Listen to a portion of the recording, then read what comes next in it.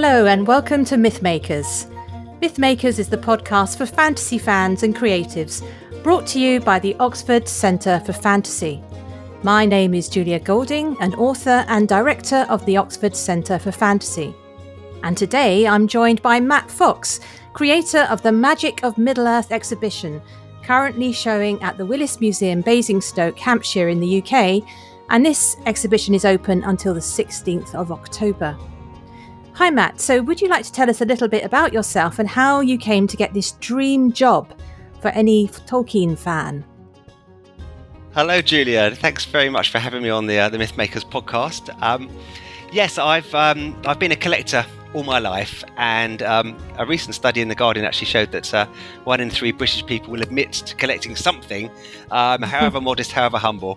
But I've really got that gene within me, and I've done several big collections in my life. I've collected vintage Star Wars toys and movie posters. I also collect 1980s memorabilia from toys and games and BMX bikes and all those type of things.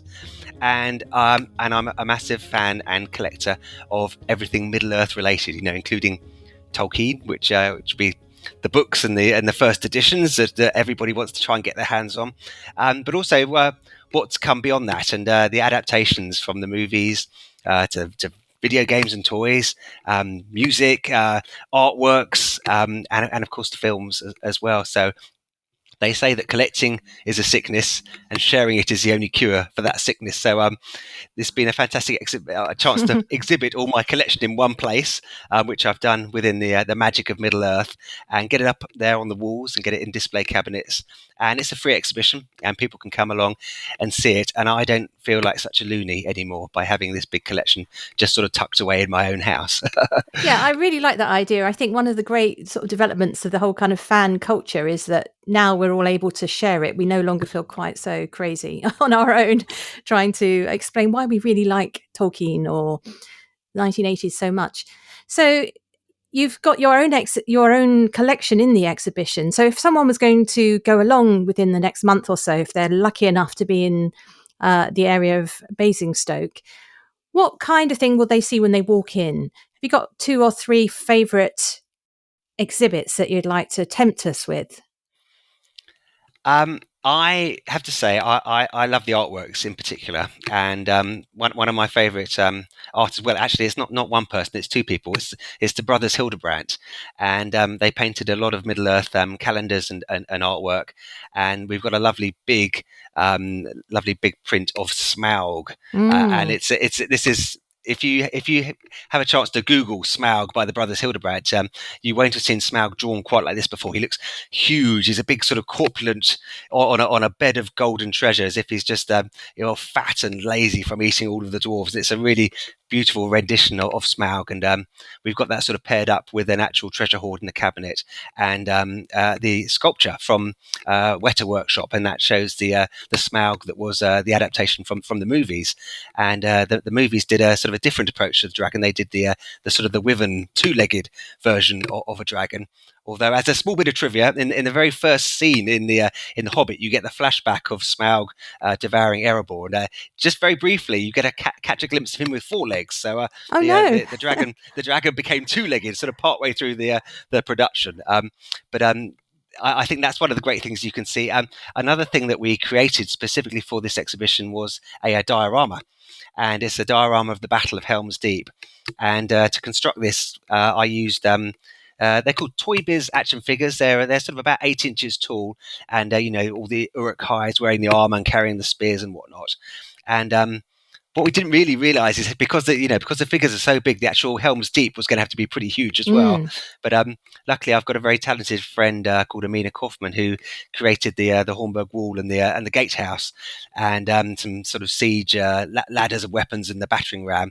So there's this big elaborate diorama that I sort of spent a whole day putting figures into one by one by one, where you can see a great big display of the Battle of Helm's Deep, and that's quite spectacular. You can look at it for ages, and there's lots of different details to see in there.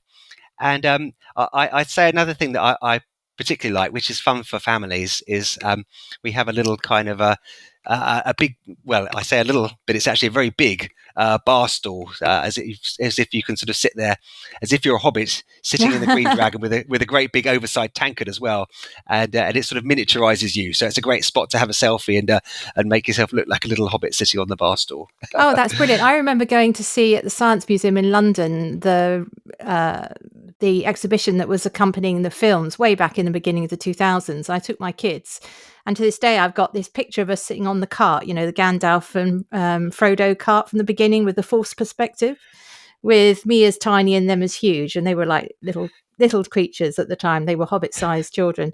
So that was huge fun. So I'm looking forward to sitting on that bar stool. Yes, it's fun. I mean, I wanted to make sure that this is an exhibition that you know, the diehard sort of people of our generation that you know, could enjoy as well. But you have to make it equally fun for kids as well. Absolutely. And what's so interesting about having the Battle of Helm's Deep done as miniatures is that, of course, the films back at the first set of films did much more miniature work than the later ones, didn't it? So you're going back to the, you know, the early Weta workshop approach as opposed to the all within a digital sort of environment one. Yes, they were incredible, and obviously they weren't named miniatures. They were called bigatures for the sake of that production, weren't they? And yeah, they lived up to their name. So Fantastic. You've done your own bigature, yeah, that's great. Yes, yeah. I can see there must be a problem about storing this, but anyway, we will worry about storage. We'll see it's beautifully on display at the moment, so storage isn't an issue. So, what do you think it's taught you about Tolkien as you've assembled the collection? Over the years?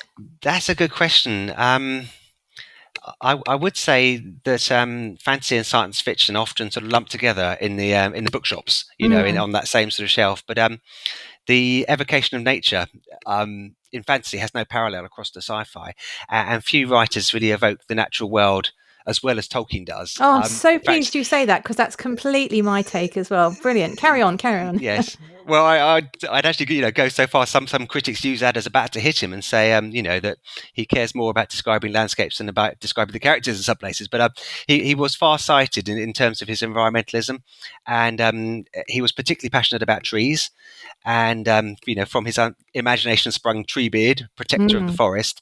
And I think people are slowly coming around to his way of thinking, that actually trees may be a really decisive element in averting an environmental catastrophe, and that's something that I sort of wanted to bring across in the exhibition, and the exhibition supports the Woodland Trust as well, I should say. That's something that I think I've kind of got from Tolkien, and perhaps I wouldn't care quite so much about that if I hadn't read Tolkien, and I think that's something, a gift that he is giving us across the years, from a time when it wasn't seen as particularly important, perhaps, but now it's becoming very pressingly important. So I'm really interested that you're also a collector of other memorabilia. You mentioned 1980s stuff to start with. I expect Stranger Things must be up your alley in that case. It's evocation Yes. of the 1980s. What do you notice in the difference between the sort of quality of the things that were produced in the 80s and the Tolkien artifacts that you can buy, like the miniatures and other things? Do you feel there's a difference in approach? I love the 80s for its kind of, you know, the colours, and you know, there was this big explosion of being able to put electronics within toys, and of course video games. You know, they kind of made sort of fledgling steps in the 60s and 70s, but they really came into their own in the 80s. As sort of a Tolkien collector, or within the 80s, there's not a huge amount actually. It was a fairly quiet period. At the tail end of the 70s, we had the Ralph Bakshi movie. And there was a small toy line that came out to accompany that. They were sort of scaled the same way Star Wars figures are scaled, but they really didn't do very well. They didn't have great play value. There weren't many accessories, and it was a very small toy line, so they didn't sell well. And that, conversely, not selling well means actually they're really quite valuable today. And you know, they're not quite as high as Star Wars figures on the card prices, but those figures are still pretty desirable. In particular, there's a ring wraith on a steed, and if you want to find one of those sort of mint, then you're going to have to spend into the thousands to acquire that one. Yeah, that's amazing. I do remember, this is showing my age now, that in the very early day of home home computers, there was a Hobbit game that took absolutely forever to load.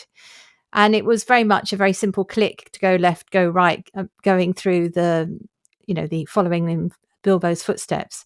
But that was the very first computer game I ever played, the adventure style computer game. It's lucky it Yes, didn't put us all off, because it really was a lesson in patience, that game. yes. Previously to that, there had been a few generic role-playing games like Colossal Cave and Adventure that were sort of within the Middle Earth sphere. But The Hobbit by Melbourne House, ZX Spectrum, that was the Oh, very yeah, first yeah. Middle Earth themed game. It was actually made by a couple of Australians, Veronica Megler. Put the game together, and it was the first game really to be a text adventure, but also have graphical tableaus.